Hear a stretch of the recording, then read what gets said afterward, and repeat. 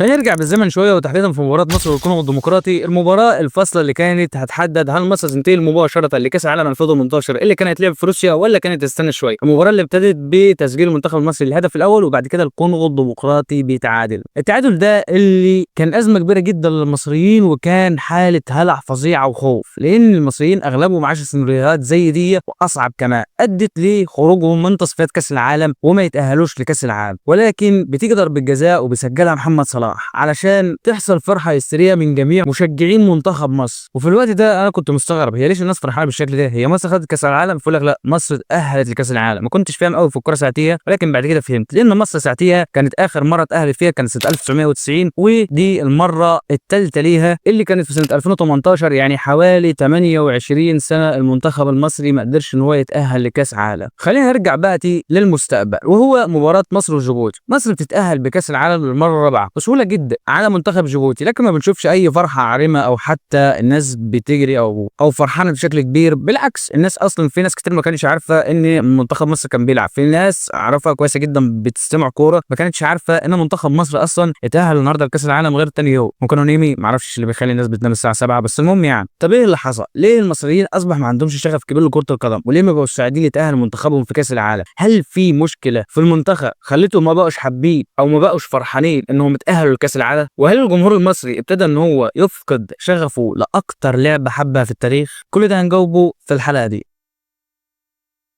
مبدئيا انا عندي 3 اسباب لعدم فرحه مشجعين المنتخب المصري. اول حاجه وهي حاجه سهله من غير لف ودوران، وهي ان المجموعه كانت سهله جدا. ده طبعا بسبب خطه جوان انفانتينو اللي هو هدفها ان تزيد عدد المنتخبات اللي هتشارك في كاس العالم، وطبعا مما ادى الى ان اغلب المجموعات كانت سهله. ولو رحنا للنسخه اللي كان فيها 32 منتخب هنلاقي الموضوع كان صعب جدا، لدرجه ان مصر في تصفيات كاس العالم 22 اللي كان بيتلعب في قطر كانت بتقابل السنغال اللي هو بطل افريقيا ومصر اللي هي وصيف بطل افريقيا. فهنا نفهم ان قد ايه موضوع المجموعات اصبح سهل جدا على عكس زمان. بس ده مش السبب الوحيد، انا عندي كذا اسباب بقول ان هو اسباب رئيسيه. حتى لو مصر كانت اتاهلت بصعوبه برضه المصريين ما كانوش هيبقوا فرحانين قوي. وكده قلنا السبب الاول، ونخش على السبب الثاني. والسبب الثاني هو هنسميه بازمه 18. ليه ازمه 18؟ في 2018 اغلب المصريين كانوا حاطين على منتخب مصر امال كبيره جدا فوق ما تتخيل، ولكن اللي حصل كان صدمه لي انا شخصيه، واللي ما كنتش فاهم كوره قوي بس كانت صدمه. حرفيا المنتخب قدم واحده من اسوأ الاداءات اللي شفناها في تاريخ المنتخب، غير ان احنا كنا دايما بنسمع ان المنتخب هيأدي مباراه كويسه وتطبيل كبير جدا، ولا شفنا اداء ولا شفنا اي حاجه. حتى ماتش السعوديه اللي كانوا بيقولوا عليه كده كده مضمون ما كسبناهوش، بالعكس احنا خسرنا. وفي الفتره دي اقدر اوصف لك الشعور اللي انا كنت حاسس بيه انا واغلب مشجعين مصر. احنا مش حاسين بالخوف ان المنتخب بيلعب وبيخسر، ولا حاسين بان في مشكله ولا اي حاجه، احنا حاسين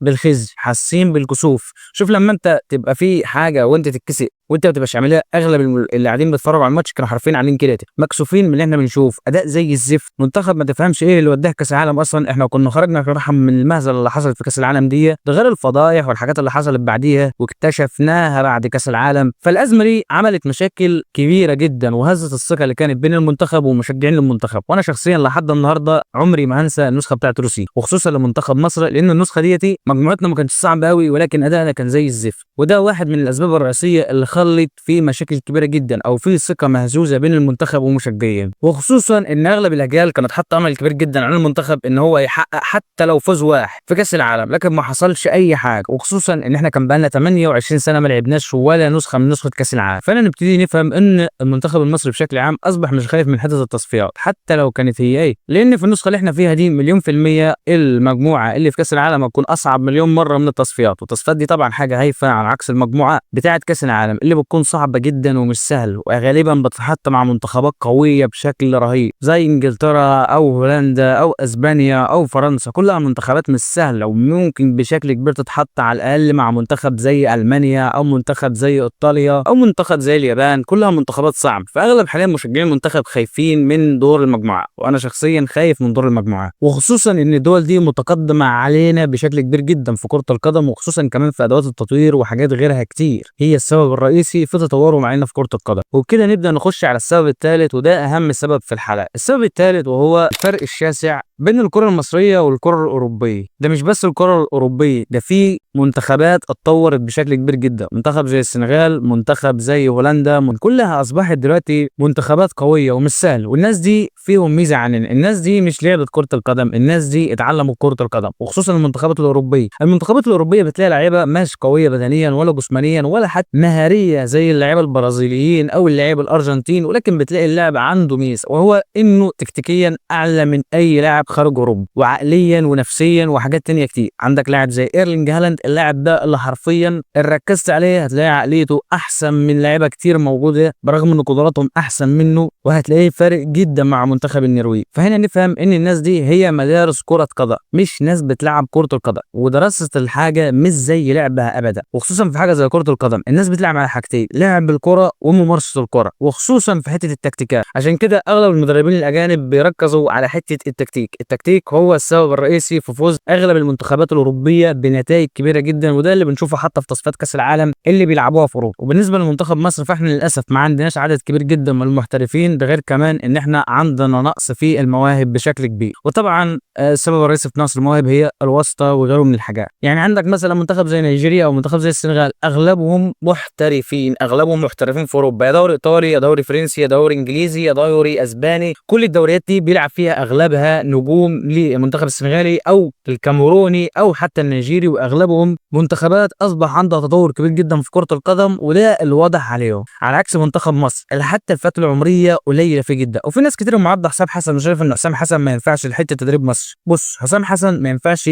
يكون ضرب منتخب مصر ووصل بيهم لكأس العالم وتقول لي هنسيبه وهنمشيه. الله اعلم، يمكن يقدم حاجة حلوه، ما يمكن يكون المدرب المصري احسن مليون مره من المدرب الاجنبي، ودي حصلت كتير. وليد الرجراجي عمل حاجات في كاس العالم ما عملهاش اي مدرب اجنبي قبليه، ومحدش في الدنيا دي كلها كان متوقع ان منتخب المغرب يوصل للمرحله اللي هو وصلها في كاس عالم 2022. في حته ان انت متعصب او شايف ان المنتخب مش هيوصل لحاجه، فدي نظره تشاؤميه، والله اعلم، ربنا دايما بيخبي لك الخير وتفرج الخير تجدوه. مش لازم كل ما نتكلم هو المنتخب هيوصل، هو المنتخب. يا عم انا اصلا كاس العالم بالنسبه لي بشكل عام، يعني انا بروح اتفرج بس كاس العالم كده على حاجات تانية، يعني بتفرج مثلا على الاجواء، بتفرج على الجماهير، بتفرج على الملاعب. يعني كاس العالم مش بس ان انت تكسب او منتخبك يكسب، احنا عندنا 28 سنه ما بنروحش كاس العالم، وبتاع قطر ما رحناهوش، بس كنا مستمتعين. فمش لازم يعني تقفش في حته المنتخب هيفشل، الله اعلم، ممكن المنتخب اللي انت قاعد بتسلم منه ده ينجح نجاح باهر وكبير جدا في كاس عالم اللي في امريكا. واتمنى طبعا وربنا يكرمنا في كاس عالم 2026. منتخب زي منتخب كرواتيا ما حدش كان متوقع له اي حاجه، واتصدمنا النسخه الجباره اللي عملها في 2018. منتخب زي كرواتيا بلد صغيره، بلد ما عندهاش نجوم زي البرازيل او بلجيكا في وقتها، لكن المنتخب قدر ان هو يوصل